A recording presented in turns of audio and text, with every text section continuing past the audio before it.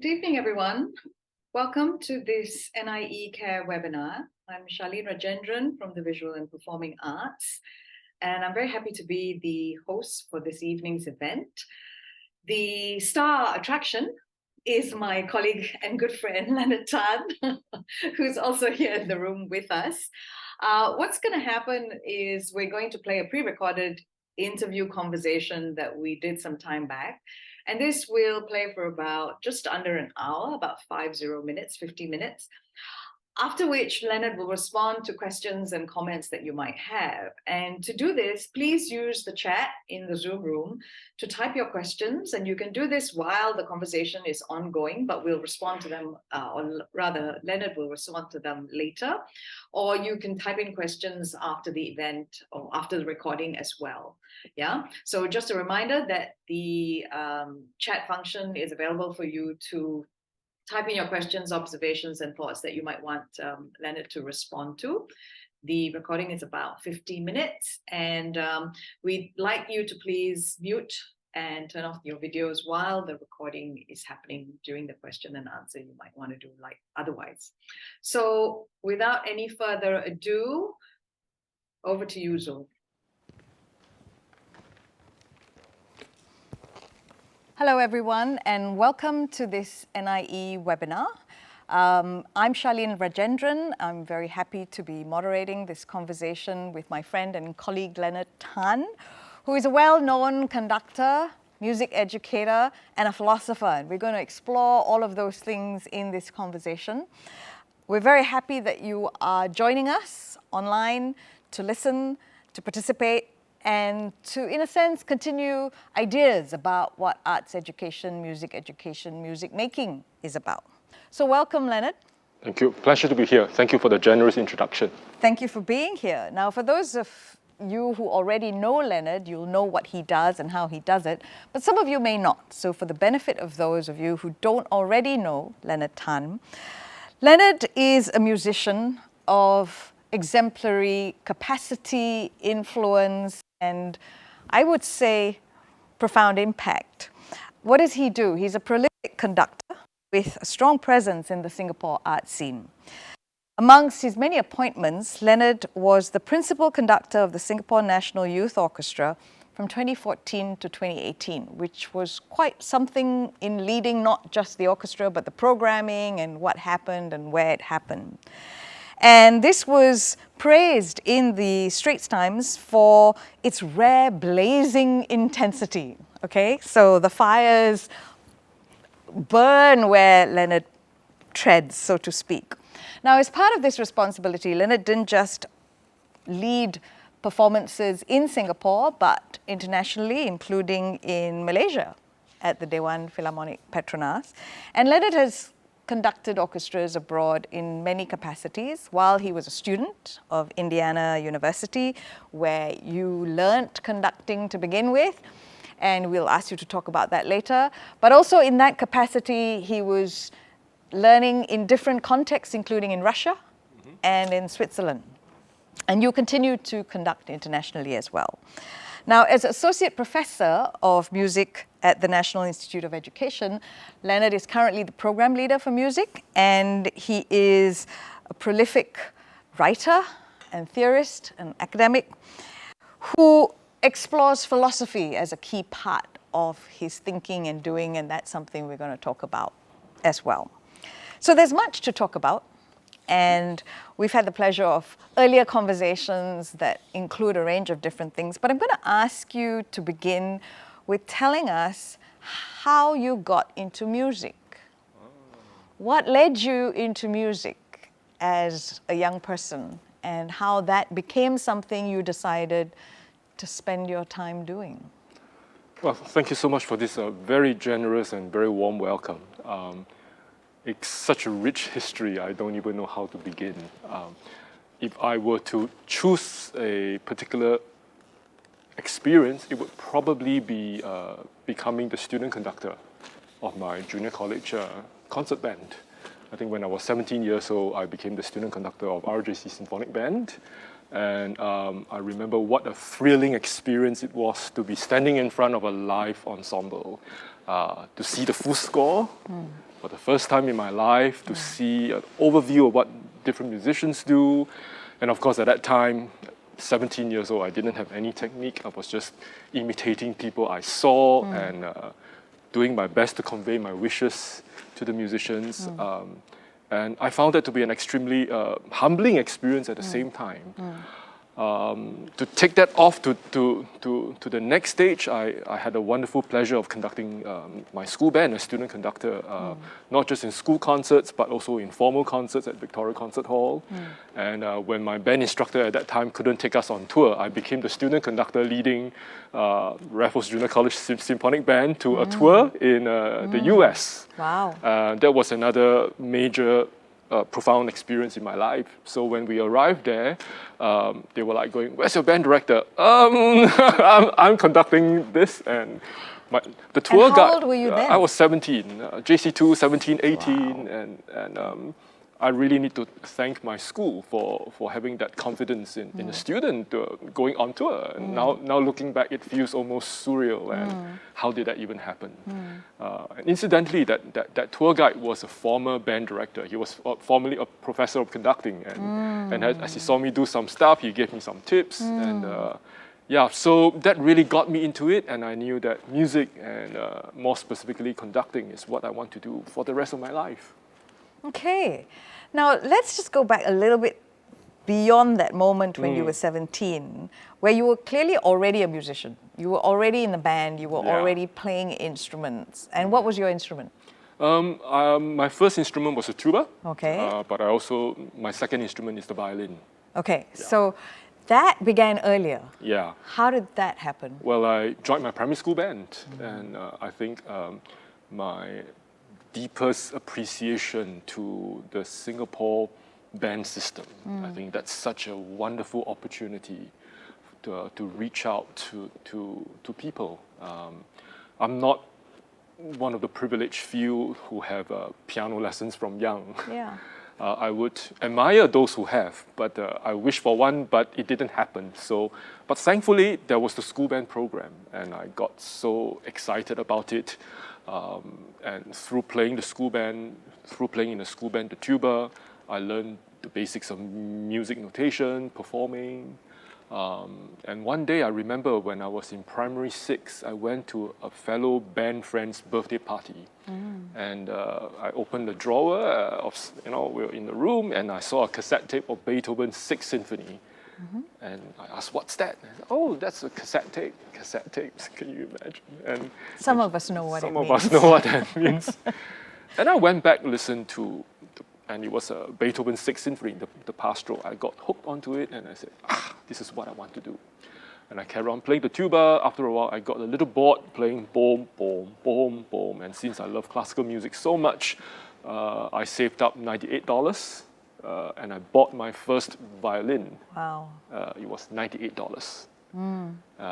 Then what do you do next? Well, you buy a tune a day and you start sawing away. And I think when you really want to do something, you would go for it. So you self-taught yourself the violin? Then I went for some lessons, but it was on and off because it was costly.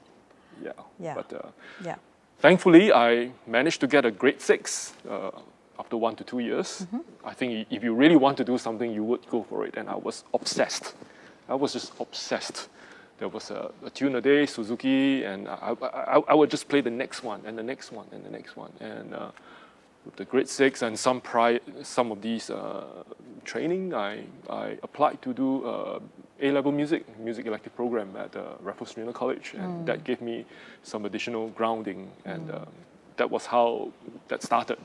This was how it all started pre-university. So it was your captivation, right? Yeah. And then your will and determination. that just went under a spell. Under Beethoven's a spell. And the spell. magic continues. And the magic continues, and so Beethoven is still right here. So Okay. started with Beethoven, and always loved this music. I'm going to ask you to tell us a bit more about that moment when you listened to Beethoven's symphony and you talked about how you felt this was it. You knew. It was so clear. Yeah, it was so clear. What made it so clear? I don't know. I wish I knew. Maybe I would know in 20 years' time. Okay. I don't know. I've been asking myself. Okay. But when I heard it on the cassette tape, oh, this is so nice. And I found it so soothing, so relaxing. I fell asleep midway. Yeah, yeah. I woke up at the storm, Yeah. and I enjoyed it. Despite the falling asleep halfway, because the symphony is long, you know. When you're a kid, it doesn't quite. But there was something about it telling me a story that captivated me, and I just love the sounds. Just love the sounds. I assume you've since conducted it.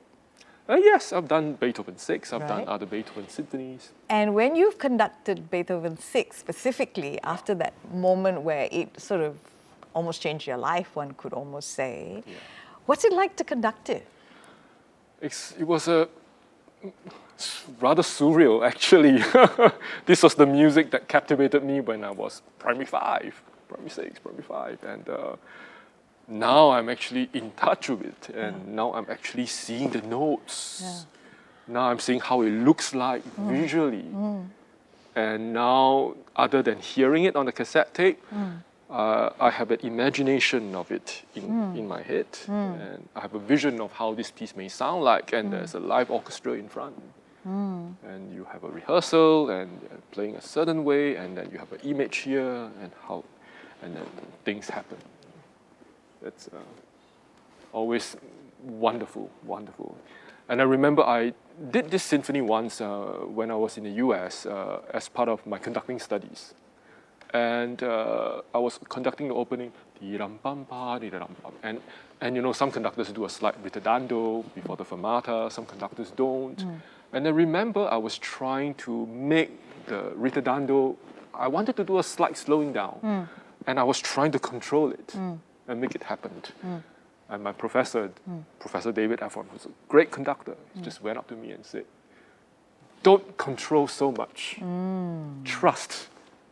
You know, sometimes the more you try to control, the more you just let it happen. I don't know how you do it physically, but once you have that idea, and then you're not going like this, and the whole thing just flows a lot more naturally.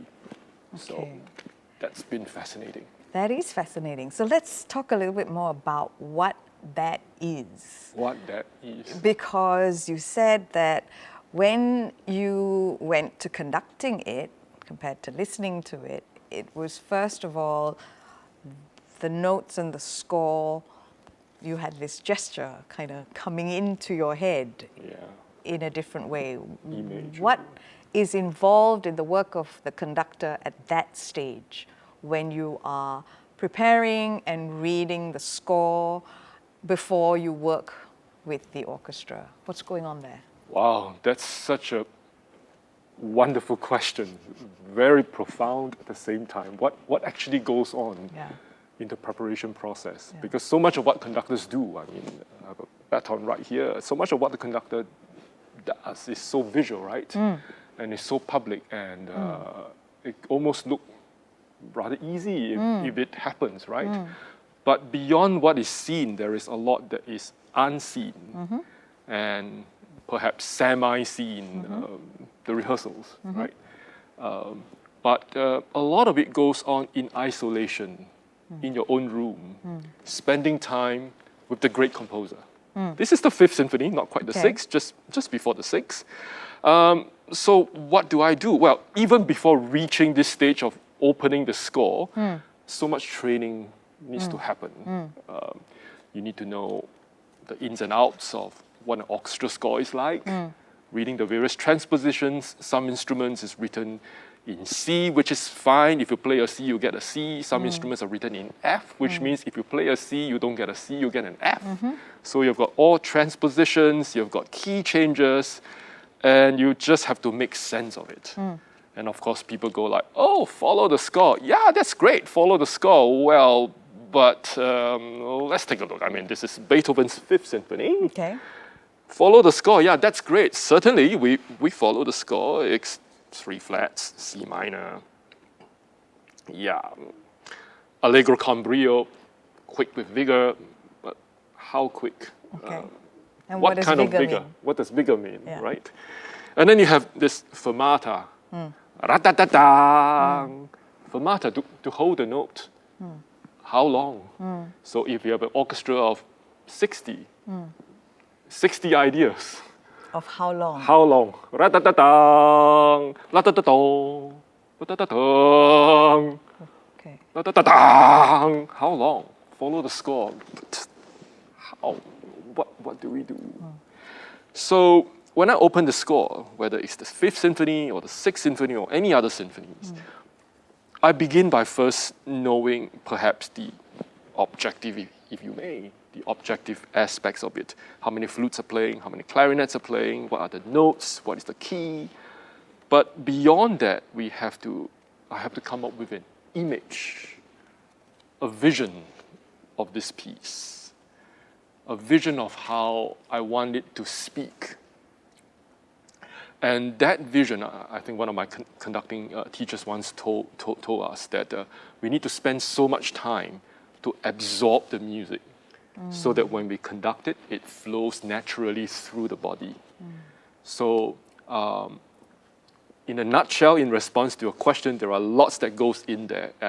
A course on score study is lifelong, actually. Leonard Bernstein once said that he had conducted Beethoven's Ninth many times, and there was once he thought, well, it's just a quick review. And then he opened the first page and he saw things that he never saw in the past, and he took more than an hour. So score study is lifelong, but if I were to sum it up, it would be to achieve a vision of the piece. Okay. And then the rehearsals and the performances, it's all about realizing that vision. And how does one realize that vision with an orchestra of 60, 80, to feel that larger I? And then there is Beethoven, there is the conductor, there is the 60 piece. And when it all comes together, it's not just all of us being a larger I, but literally the whole concert hall feels that we are all together in a larger I. Every one of us speaks with one voice, and so that's how you get great applause at the end. People feeling a certain way. How do we get there? How do we realize that vision? So that's a long answer to your question. But it's a necessary answer, and there are many details to it that I want to come back to.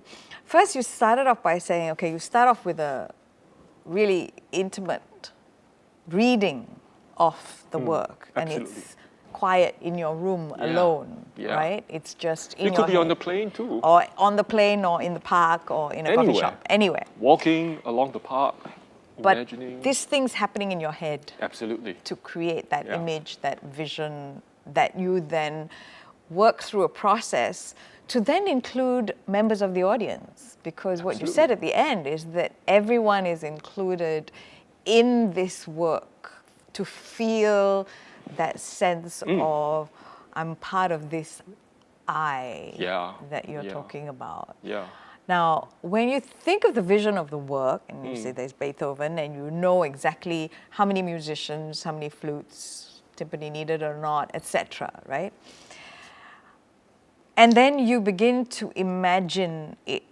You begin to hear it, I imagine. Absolutely. Yeah, you do need to hear it. And then you have to translate how that is going to get embodied in the actual gestures, work of the instruments and musicians. Yes. Okay, so tell us about that part of it.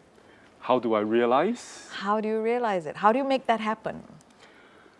Oh, I wonder too. Well, we're all wondering. So that's the magic we want to unpack. That's the question. That's the question. It all begins with the vision. It all begins. You can have all this technique, but if you have no vision of where that piece is going, and even then, even as I talk about the vision, it's not just a simplistic my vision or my interpretation or my reading. That would be so full of oneself. There is stylistic consideration, right? Beethoven was born at a particular point in time. You wouldn't want to play Beethoven as if you were in a different era. So there is Beethoven. there is also the musicians. Yeah. The musicians might have played this 1,000 times Yeah. if you work with a great orchestra. The audience might have heard like 10,000 interpretations of it. You might perform it in a certain concert hall, and that gives it a different acoustics. You may rehearse in a certain concert hall with no audience. When 1,300 enter the hall, the space changes, the acoustics changes. Because what might ring a little bit more might ring a little bit differently, because when you have audience, they absorb the sound. Yeah. So your tempos may change too. Yeah. You're always in the moment. Yeah. So it's so multifaceted, and I'm still fascinated, and I'm not sure if I have all the answers. But to come back to that point of how does one realize that vision, of course, what seems to be most obvious would be during rehearsals, conductors can talk. Oh, faster, more passionate. Yeah, let's get into it. Or you may suggest things or play closer to the bridge, can have a little bit more vibrato here. But you can imagine if we have 5 rehearsals before a concert, you can't speak through every bar. Yeah. That would not be a good way of spending time, and musicians are not there to hear you give lectures. So economy of words are important. And that brings me to a very important point, which is conducting technique and gestures. So a very important aspect of what conductors do is really non-verbal. And to realize vision through gestures, in fact, during a live performance, you can't talk, even if something happens. I have sometimes seen conductors who mouth words or sing along, but it doesn't quite work. In a concert, you can't speak, so you need to speak the vocabulary of non-verbal communication, which is rather universal. So no matter where you go to a different country, without saying a single thing, or you may not even be speaking the language of that country, but there is this rather universal language, I might say, and I'm just picking my words a little bit carefully, because what is universal, what is language, but what I mean is simply, there is some kind of common understanding. So I would say gestures to realize that vision. And sometimes gestures may even be more powerful than words. And I guess that's where the mystery of the magic wand comes in. So I'm going to push you a little bit more on that, because, as you know, I'm interested in this as a dramaturg of largely theatre performance, because you talk about gesture and you talk about non-verbal expression, but it's your whole body that is present, engaged, and enacting this communication with your musicians, with the understanding of the historical, stylistic, formalistic aspects of the score. And as you said, the contemporary moment, which music hall, who are these musicians that you're working with, and you are like a conduit of sorts? Conductor, quite literally speaking. Right, the you're music conducting the electricity. Through you. It flows through you. Speak about that. The music conducts through you. It flows through you. What do you mean by that? I don't know. Okay, we'll try and find out together then. It is a wonderful experience. The music does flow through us. You have the musicians in front of you playing a certain way, and I think a conductor also shows possibilities. A conductor shows vision. A conductor is always in the moment, but at the same time, a conductor is aware of what has gone before. In terms of the rehearsals, in terms of the history of the music? That too, and also in a moment, let's say you are in bar 55. Okay. By the time you arrive at bar 55, you have played bars 1 to 54. Right. There might have been some wrong notes. There might have been some great moments. Right. You could feel in bar 1 to 54, maybe the orchestra was really in the zone. Right. And you could do something, pull something out that wasn't in a rehearsal. And then at bar 55, you're in that moment. Bar 55, but yet you have a sense of what has gone before, because you can't have 55 without 1 to 54.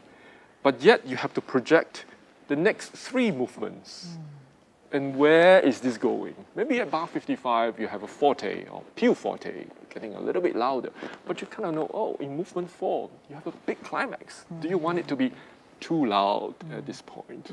So through gestures also, you could help to pace the orchestra. And that's where you bring people as a collective whole and show visions and possibilities. Yeah, and so that's where the sound really flows through you, and from there it goes to the audience. I mean, just out of curiosity, as an audience, when you watch an orchestra concert, what is your focus of attention? Well, my focus varies, but the conductor is very often a focal point because of where the conductor is placed as well. Right. And one of the things that I am sometimes curious about is, why does the conductor choose to look here at this point and look there at another point and look down? Because the head is the most sort of directorial sign, right? That's right. Apart from your magic wand. That's right. It is where you look, and the where you look. eyes, Yeah. and the facial expression. Yeah. It's very, very expressive. Absolutely. So how do you decide, or is it just in the moment? Is it something that you have semi choreographed, because you know that by using this gesture, by using this particular emotional expression on your face, you will elicit something, and that's what I mean by semi choreographed?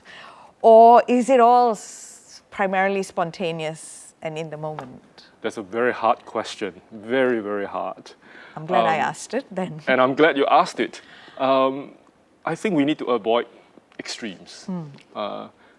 If you go like, oh, at this moment you give this, at that moment you give this, it can become overly contrived.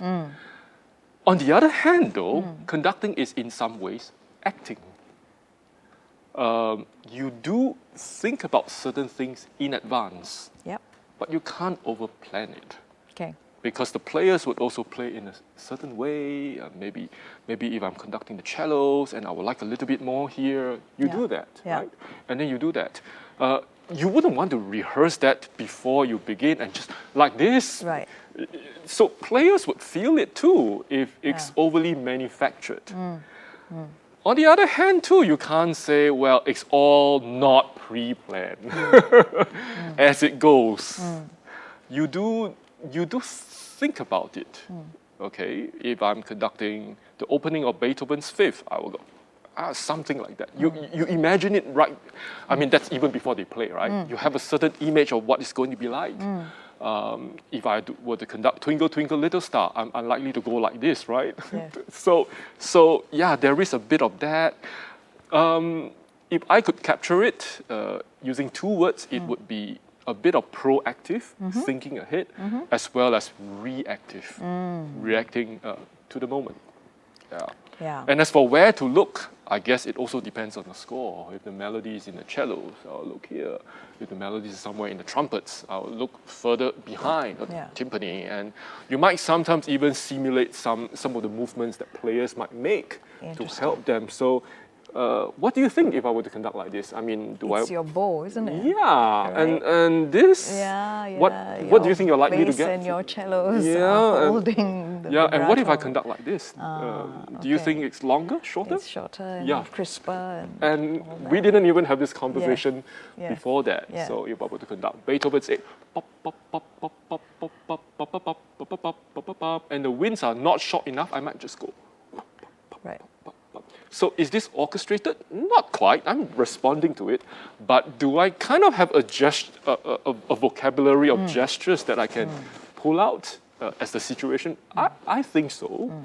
So that's a long answer to your question. No, but that's a language you've cultivated. There is a language. By watching other conductors, obviously, and seeing what works for them and what works for you. And then you have, I'm sure, some of your own quirks about how you use the language and what appeals to you.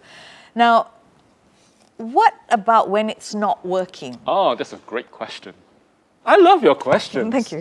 I like to talk to you. What about when it's not working? What then? It's very fun.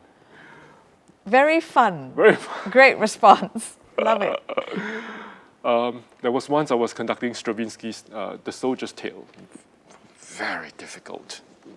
Lots of key signature changes, and the violinist couldn't make it last minute. Make it to the to performance. the actual performance. So I called up a very skilled friend, and the friend agreed to play with one rehearsal. And at the concert, and you could feel that he was going to come in early. It was a miscount. And I just went like this. And not to be too obvious, but he got it. Okay. Not yet. You could feel that he was getting ready to play. And then you kind of go, there you go. Okay. Okay. It happens. It happened. And that's where you pull on, that's when technique is important. To have that, I've had concerts where players play a note longer. So instead of dee da dee, it becomes dee da dee, and then you just find a place to kind of make eye contact with the player, and not to make it too obvious, because maybe the player would have realized and felt a little embarrassed, and if it's a good orchestra, they would all feel it too. And the last thing you want to do is for the audience to know, and so you just kind of take it and then just maybe kind of like make it expressive anyway. And I found those moments quite fulfilling, actually, because that's life. You don't know what's going to happen. We are humans, and maybe that's why I've always enjoyed live performances, perhaps even more than recordings. I mean, recording, Maestro, I played a wrong note, can we retake? Yes, let's retake. Or, can we adjust balance here? You can have retakes, but a concert, you're in a moment, and we're dealing with humans. And maybe on a more philosophical note, maybe that's what makes performing arts. You are in that moment. And so I love your question. What if it doesn't go on as planned? And your response is really about human relationships. Absolutely. Because your response is not about what to do technically, but how to anticipate a human action, reaction, too early, too late, too long, too short. But also then how to humanly make it such that the relationship between the music and the player and the listener continues. Absolutely. And it happened to me once. I do this partly also because I have been a player playing wrong notes in concert. There was once I was playing on the tuba, and it wasn't so clear on the score. I couldn't see the difference between 8-bar rests and 3-bar rests. And I played a huge fat wrong note. And the conductor was so upset. The conductor stared at me for 20 bars. And this was like during the concert itself. And I knew it was wrong, and I just wanted to hide. And you can't hide with a tuba. I can't hide with a tuba. And that gave me that insight that when orchestra musicians who wants to make a mistake, right? Who wants to blatantly make a mistake? So when things happen, how do we still save the performance? I mean, if that mistake has already been made, if you're staring at the musician, aren't we affecting the rest of the concert even more? The rest of the orchestra would not be in the Tchaikovsky or the Mahler. It would be like on the tuba player's wrong note. That's one wrong note. Are we going to bring the whole performance down because of that wrong note?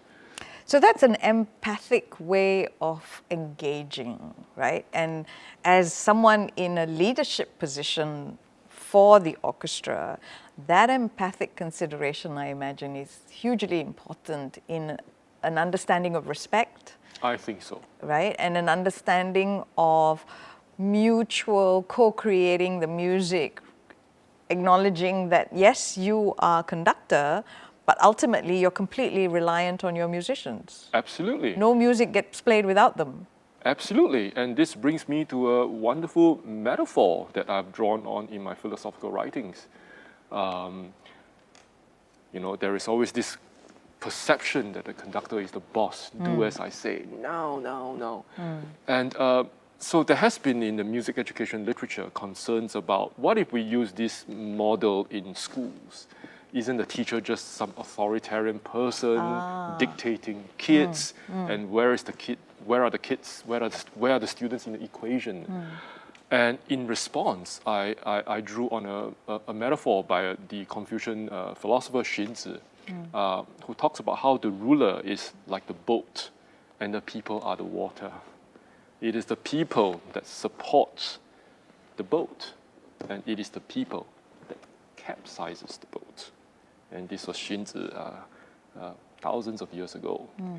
And I think this is so apt when we apply it to an orchestra context.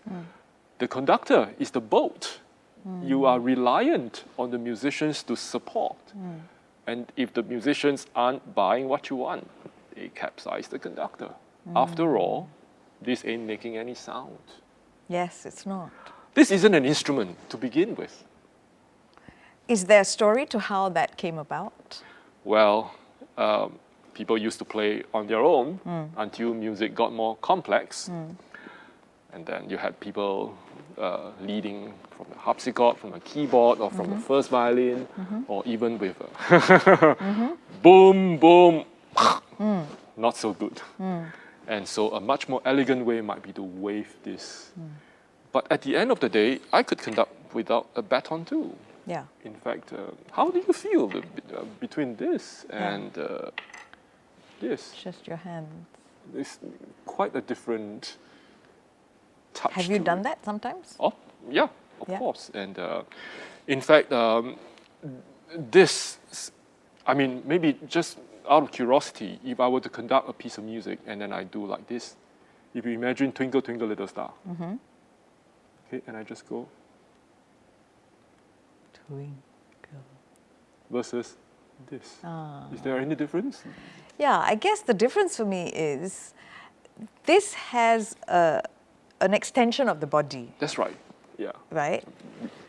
And as a result, there's a certain definition to it, for sure, which is valuable.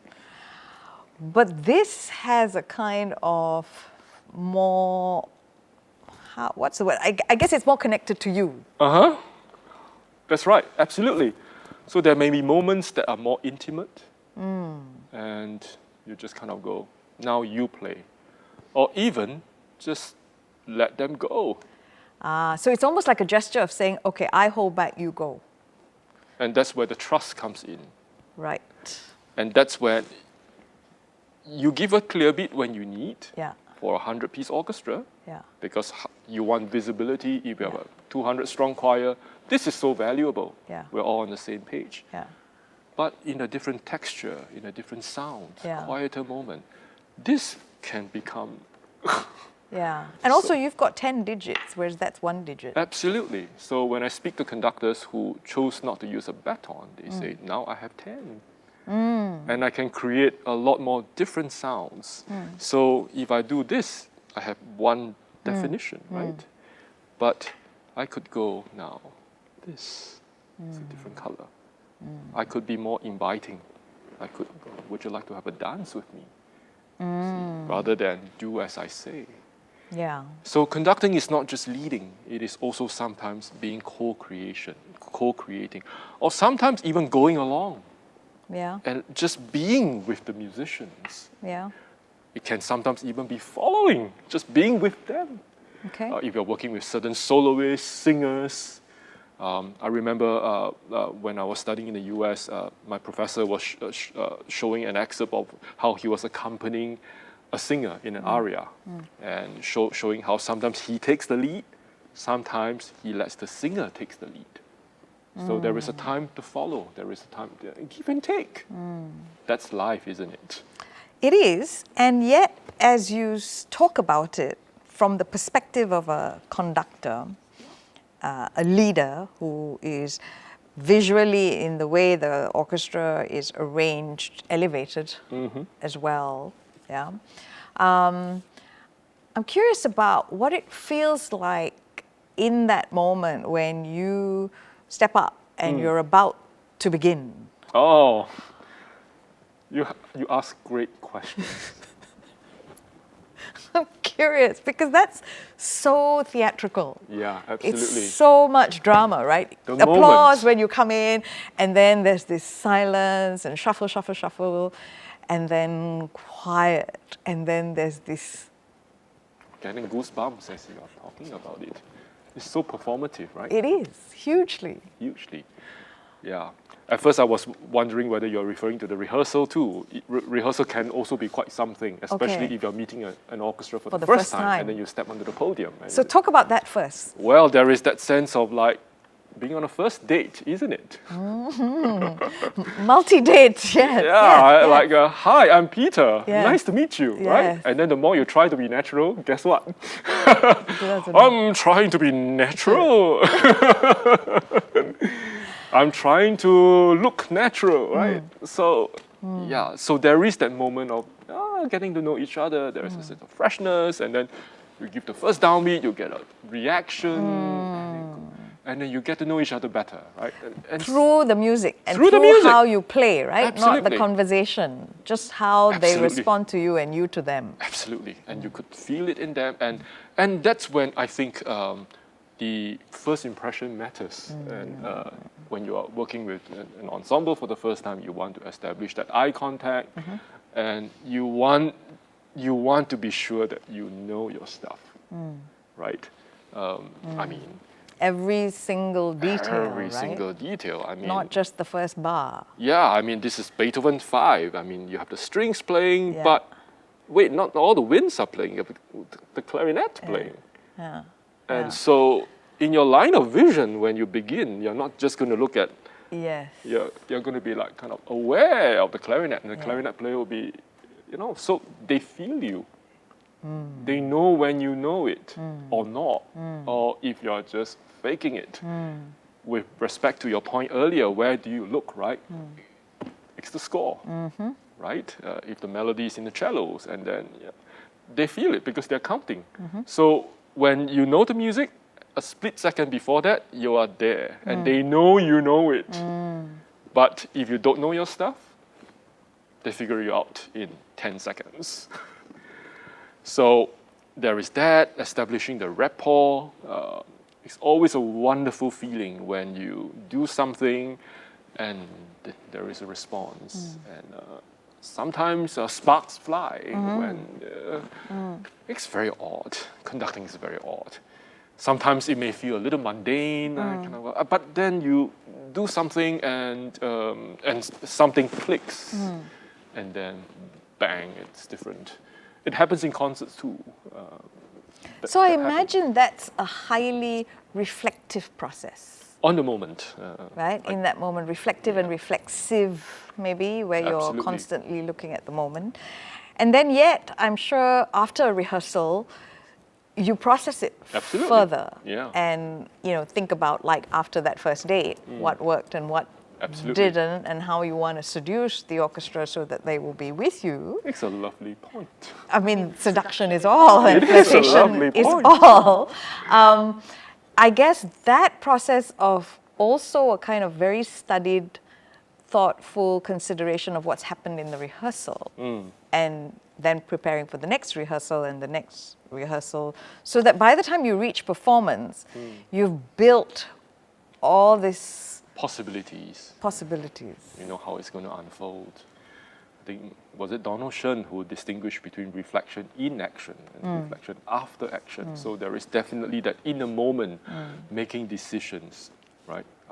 I guess the education buzzword might be with itness. You are also with it. You're opening your senses. A percussion player may be playing something, some rhythm in the background, and then you feel it just here, and you're connecting. And if it's slowing down a little bit, and all it takes sometimes is a glance. And if it's a good player, the player would know get it. and go, oh yeah. Okay. And so much of it happens just in the moment, being. And yeah, so then you build up those possibilities, and you're right. At the concert, just before you begin, that's such a thrilling, Great moment. great moment.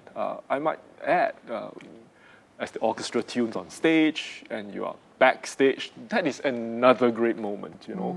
Sometimes when you're backstage, you could see the cameras, you could see the audience. Oh, it's a full house today. Oh, there are some empty chairs there.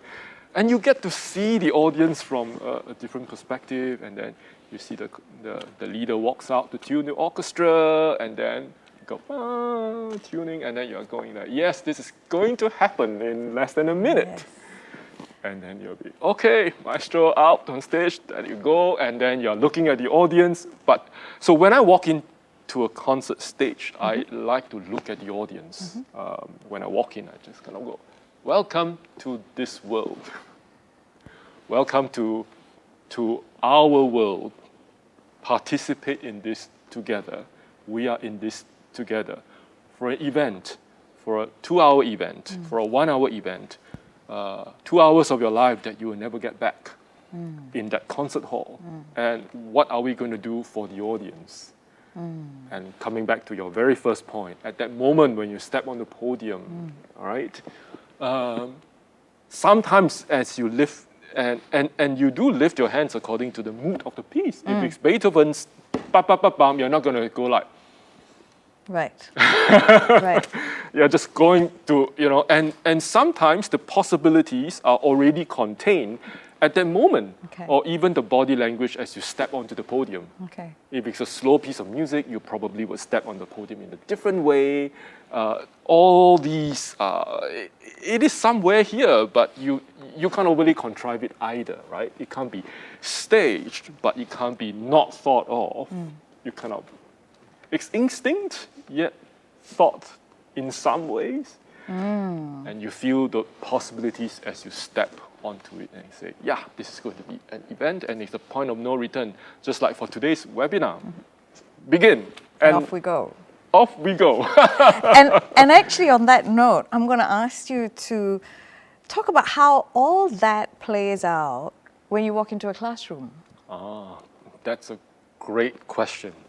I've always been a firm believer that teaching can be thought of as performing. So when I enter into a classroom, it really doesn't have to be much different from when I'm conducting an orchestra at a concert. If we think about the ingredients for a good performance, well, a good performance, you're in a moment. When you're teaching, you're in a moment. In a good performance, you engage the audience, you engage the orchestra. Good teaching, you engage the students. Contrast is very important, rise and fall. So you wouldn't want to give a concert that's just bland. So similarly, why should teachers talk in a bland manner? Sense of going up, coming down, a sense of a shape to it. And beyond these performative aspects, there is, of course, this whole idea of knowing your stuff. You can't give a good performance if you don't know your stuff. As a conductor, you need to know the parts. As a player, you need to know the notes. As a teacher, you do need to know your stuff. And to also respond to whatever happens in the moment. You can never predict what goes on in class, how students would react. So I think there is certainly a lot of parallels in the moment. And beyond the scene, there is also the unseen. A performer prepares the music. A performer knows the music. Similarly, a teacher needs to plan, needs to know what he or she is teaching. So absolutely, great connections between the two. And I'd like to sort of round up this very rich conversation, which could go on, with then how you, as a philosopher, incorporate the deep thinking that is very often shunned in everyday life because it's seen as too cheem, right? And therefore not practical, not needed. How you bring that into your work as a conductor, your work as an educator, your work as someone who is involved in varied kinds of music landscapes in Singapore, because you're also involved in band work and, you know, SYF, training workshops, all kinds of things. What's at the heart of a philosophical perspective that you hold dear in relation to the role that you play? That's such a wonderful question, as always. Such a wonderful question. Of course, what is philosophy is in itself, we can go on for hours. Yes. But if I were to get at the crux of what I think makes the work of philosophy particularly valuable and philosophical thinking, it would be to question underlying assumptions.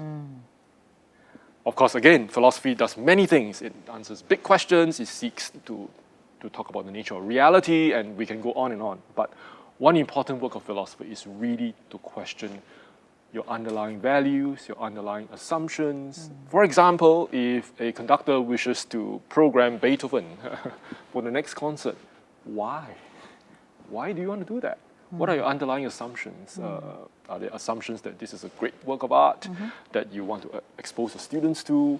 Is this something that would benefit your students? Why this and not that? And I think that offers a kind of deeper perspective to consider why we do what we do. I think it's so easy to just go about daily life. Yeah. I do A followed by B followed. Wait a moment. Yeah. Leonard, I could ask many more questions. It's been a real pleasure. Same here. Thank you very much. Thank you so much for Thank your you wonderful everyone questions. for being at this webinar. Thank you so much. Hi, Charlene. Well, it's interesting to listen to that conversation again, isn't it? It was It's some quite time out ago. of body experience to see ourselves I know, and it's sort to- of like here and there. and to talk and to see ourselves talk. I agree, and now we're sort of somewhat disembodied on this screen. But nonetheless, there are some questions that have come up in the chat that I'd like to address. And in a way, it's following up from some of the things that you were saying towards the end of that conversation, where you were talking about the philosophy that you bring into your work. Specifically, this question of what skills relate as a conductor to being a teacher, and as part of the wider discourse on thought leadership as a leader. So if you think about specific skills, not just the idea of engagement or shaping contrast, but what specific skills would you say a conductor and a teacher need to have, and extending from that, leaders need to have? Always enjoy your great questions, and I wish we could do this forever because you make me realize stuff that somehow is at the back of my mind. I think having a vision is definitely very important. I think we spoke about that during the webinar. Having a vision of how a piece should sound and communicating that vision either through words or through gestures or just through a physical being. I think these are wonderful ways in which conducting can be applicable to life, to teaching, to leadership writ large. Yeah. I'm going to ask you about that a bit, because having a vision is one thing, but how do you sharpen the skill of having a vision and communicating the vision? How do I sharpen the skill? Yeah, because the question is about skills. And, you know, I think in a way I'm sensing that what people want to understand and learn from you and hear about is, okay, so we talk about having a vision and we talk about being able to communicate it, but then what's the nitty and the gritty of it?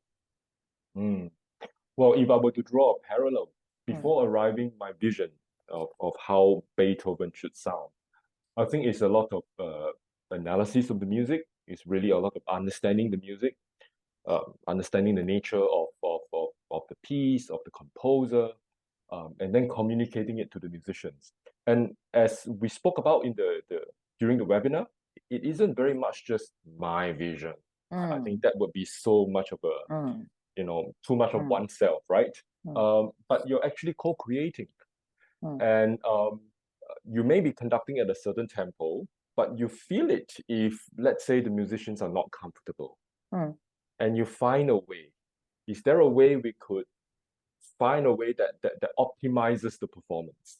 So I don't think that having that vision is necessarily a do as I say, but you're also picking up the vibes from the musicians, and a lot of it is unsaid actually. You feel it, You might even hear it in the quality of the playing. You could hear it from the sound. You could hear it in the body language. You can hear it in the rehearsal room. You sense the vibes. Perhaps the educational equivalent would be with itness, which is what we talk to our students about, that you sense your class.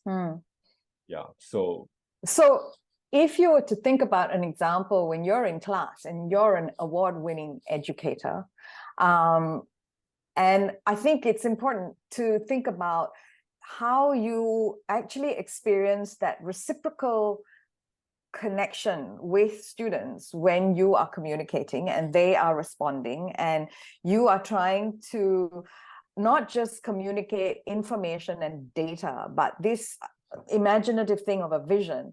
Now, what's the process of that kind of dialogic interaction in your classroom? Well, I like John Dewey, doing and undergoing. You are teaching the class, at the same time there is a response and you're undergoing the response. So there is always that loop, and I think we need to be attuned to what's going on around us and just to open that senses. That's one of my favorite phrases that I picked up from one conductor, I can't remember who, which is open your senses. And I've used that phrase a lot in my own rehearsals and performances.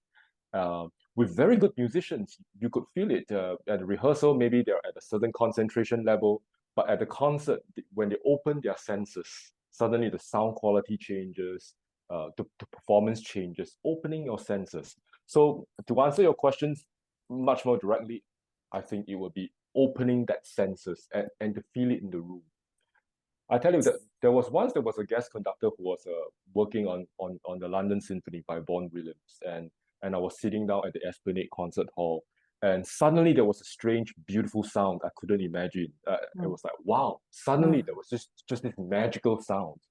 And I went to him in the dressing room and said, wow, what a beautiful sound. And then he said, yes, you heard it too? And then he talked to me, and then he said, it's almost like at that moment I had a vision of something, and something, it just got infected the musicians. And so it is not necessarily through words or you must feel it this way, but somewhere in your being you radiate that. I'm not sure if I'm explaining it really well. Well, it sort of relates, I get what you're saying, and it relates to a question about, okay, so when you're working with musicians, there's a certain dynamic at play. And when you're working with students, the assumption is that there's a very different dynamic at play and it's not the same. I mean, what are your thoughts on that? That really they're human beings, and absolutely. How are you? Yeah. So what is it about this framing of the musician and the framing of the student? I mean, yes, of course they're playing different roles and the interaction is different, but you see it as pretty much similar and possible. I think so. Someone has once asked me this question: do I conduct student groups differently from professional ensembles? In some ways, yes, because professionals know their crafts. You don't teach a professional violinist how to play. With a student ensemble, you may need to give some technical direction, like, there was a wrong note. You may need to, but all things remaining equal, humans are humans. And in some ways, students are very responsive too, even with student orchestras. And I don't necessarily conduct differently. I think that students pick things up. In fact, very young in my career, very early in my career, I was wondering whether these non-verbal communication would work with school ensembles. Later, I found out that actually young students respond to non-verbal communication. And you could see that even with young kids. 5-year-olds, 6-year-olds, they read your face, they read stuff. If you want a certain sound, maybe words can't describe, but a certain face can, a certain gesture can. And I found student ensembles, when they play, to be equally as sensitive. And I think we can apply that to the classroom too. Students pick things up. We see that in student teaching, we see that in classrooms very much. So this relates to the question of context that has come up, right? Where you make work and with whom, and what are the frames that determine those spaces and places. You talked earlier in the recording about how the question of why are we choosing this piece of music over that piece of music for this group of people over that group of people in this space, so on and so forth. And there's so many aspects to context. So how do you work with context, and how do you sometimes interrupt or intervene and maybe even sometimes upset what the context expects because there is something deeper, stronger, more important that you want to bring to it? So I think whoever we work with, right, the musicians or the students, lie at the core of the things we do. So it's for them. I'm not sure if I'm answering your question, but the context, it's for them. And so thinking about what works for them, what might work for them, at the same time, reconsidering our options, that our options may not be the best. And working with them, giving a certain vision, but sensing things from them at the same time. It's very much reciprocal in dealing with the context. So it's very important to think situationally.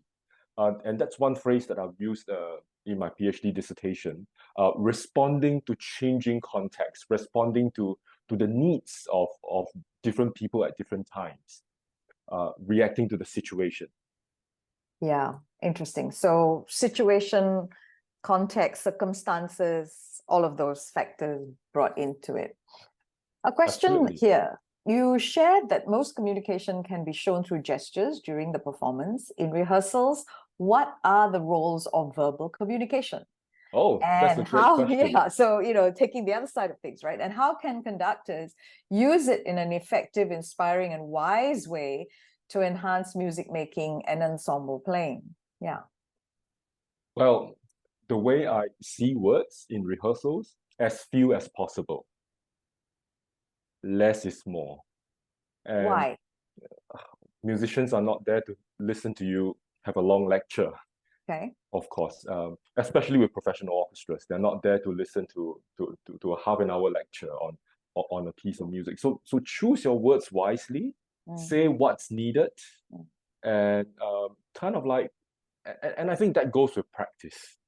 Just saying, whenever I observe student conductors conduct, I would stop them if they speak for more than 20 words when they stop a band or an orchestra. What is it that you want? Right? So is it louder, softer, longer, shorter? These are putting things in straightforward ways. If you want, you could have imagery, play like it's a beautiful sunrise, and immediately you can hear an effect. Because when you talk too much, the point gets buried.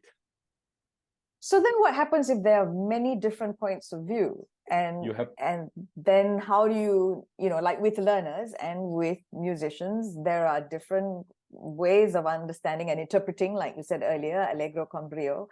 What then? How do you bring it together or collaborate, or how do you make that work? Yeah, you have to prioritize, and you need to know, and you get a knack for doing so. And is there something that relates to one musician that may be helpful for the whole orchestra? For example, if a flute player is playing something too short, and it is not it doesn't quite fit the style of the music, rather than stopping the whole orchestra to say you're playing too short, you might just go like, well, for this piece, generally, we could just do a little longer, and you don't even have to target that person. And you could have something that's generalizable to the entire ensemble. So prioritizing, sensing the moment, and distilling it to the essence. The less, the better. The essence of what you need to say. Cut to the chase, speak what truly matters. So in a way, a kind of distillation process, that's right. Prioritizing is what you've said. Negotiation is another thing that you've said, which is, obviously hugely important for leadership.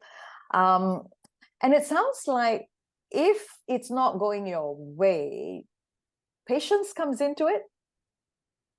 Or is it impatience that gets it done because you have to take leadership and the buck stops somewhere? You've got performance tomorrow at 8 p.m. I mean, sometimes that discomfort also has to happen, right?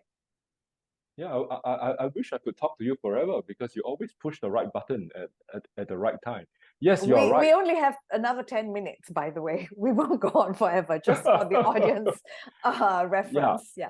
There are moments where you kind of go, hey, yeah, we have a performance tomorrow. And there is sometimes a time to be firm and to say, you know, it's time to get the notes fixed. We have a performance tomorrow. The ensemble is as good as the weakest musician. Everyone needs to play a part for the larger collective good, the larger art. That there is time for all of us to contribute in a positive way. And that's the beauty of ensemble, because it's about interdependence, right? So if I play the flute by myself, I'm on my own. But if you and me are playing a duet, we need to play in tune. And that's constant negotiation. And I relate it very much to Chinese philosophy too. A very important key virtue in Confucian philosophy is ren. Scholars have translated as a humaneness. But if you look at the Chinese character, on the right side, it is the character of a human, ren. On the left side, it is two, character for two. So for ren to exist, there needs to be more than one person. Yeah. So ensemble playing is where ethics and aesthetics come together. How do we negotiate? How do we talk together? How do we play in tune? How do we, if you go a little sharp, I sometimes follow you. It may not even be about who's right. How do we create something beautiful together? How do we create beauty together? 20 years ago, I played with a British brass band. In the hotel room, my stand partner said, "Lenny, you're playing this note quite sharp." And then I said, "Really? I didn't feel that I was out of tune." And then he just said, "Well, because the whole band adjusted to you." So how do we make harmony? How do we make beauty in the moment? Right. Yeah. And someone's asked whether, this can be in a way a form of differentiated instruction, which is kind of key sort of approach that is being encouraged in the Ministry of Education, right? Where one is responding to who's there and one is developing and improvising ways of that to and fro, that run that you're talking about. And how do you respond to that when you think about this term differentiated instruction? Is that something that you think you're doing with orchestras in the way that teachers are doing in classrooms? In some ways, yes, because especially with educational ensembles, musicians may be playing at different levels. Some may be more highly skilled, some may be newer on their instruments. And I think first and foremost, the conductor or the teacher must have the senses open. Okay. Even before coming up with something to deal with the situation, your senses are open. That this classroom is not cookie cutter, one size fits all. That you're aware of what's going on around you. And then you might be responding to the needs of someone and finding a way to teach it as a transferable concept for the whole class. And I think if we bear that in mind, we can reap huge rewards from every teaching moment. That every moment becomes a wonderful teachable moment. I mean, that makes me think of what you've just said in relation to ethics and aesthetics, because it's creating beauty. It's creating beauty together. With an ethical frame of inclusion. Absolutely. And negotiation. If you're going to be different, then I will negotiate with you. It doesn't mean consensus necessarily, because that's often the assumption. No, I think, again, back to Confucius, 君子和而不同. And a morally exemplary person harmonizes 和而不同, but it's not the same. You harmonize, but you may not necessarily be the same. So Prof. Charlene Rajendran doesn't have to think exactly the same as Leonard. You can have a different view from me, but we can find a way to harmonize. In fact, if you think like me, we don't need each other. So the beauty of that comes from if you and I play a duet together, just like what we did, right? You have an idea, we bounce off each other. And sometimes we may not even agree with one another. But it's the differences that creates the richness rather than bland similarity. And that's why we need different birds in the forest and different colors, and to have diversity of views, and that's what creates richness. And so I guess in that context, when there is difficulty or there is adversity or there is confrontation, in a way, opposition, put bluntly, right? Dissonance rather than harmony, maybe. You've said earlier that you've got to reach somewhere, someone's got to take leadership, there's got to be priority. But if we think about the aesthetics of it and the ethics of it, how do you navigate that? The aesthetics and, well, someone of that adversity, you know, that difficulty, that moment of clash, let's say. What is the end vision that we want to get? That's why I always believe that a beautiful orchestra performance is an ethical image. It's an aesthetic representative, kind of possibilities. Maybe that's why philosophers throughout centuries have always talked about relationship between ethics and aesthetics. A wonderful, beautiful performance is a vision of a wonderful society where parts come together, right? So even if people don't get along, what is that common larger I? And I've always loved that phrase, the larger I. I've always found it very perplexing when you have one player, when you have two players, it's not twice as loud, but it is a larger I. And what is that larger I? And how can we work towards that larger I? And I don't think that we can ever create beauty and a larger I if a person just wants to say, do it the Leonard way. There's only one way to play this.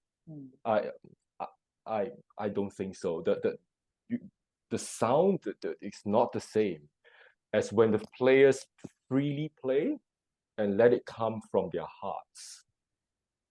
And you know, a lot of times when somebody creates something beautiful, others start to follow. Others start to go, hey, that's beautiful. I want to do that too. And that's where the co-creation comes in. So Beethoven Fifth, in my view at least, it's not a done deal. It's just a manuscript of possibilities to be realized with different orchestras at different times. That's why it's a living masterpiece. A player may play it differently and they go, hey, I could do something here. It rubs off each other. That's a long answer to your question. But on that note, I think it gives us much food for thought as part of an ongoing process of exploration and discovery that you are helping people experience and embody in the ways that you work. So thank you very much, Leonard. Thank you very much, audiences. Leonard, there's requests for you to provide more detailed references to the Chinese philosophers. Perhaps what we'll do is we'll put it on the website where this recording will be, so that future listeners as well can access that. Thank you everyone for being here. This event will be kept recorded. It is being recorded, and it will be online and available to anyone else who wants to listen to it, or if you'd like to listen to it again. Thank you, Leonard Tan, for your insight, wisdom, and generosity. Good night, everyone. Have a good Thank you, Charlene. Thanks. Thank you, everyone, for attending.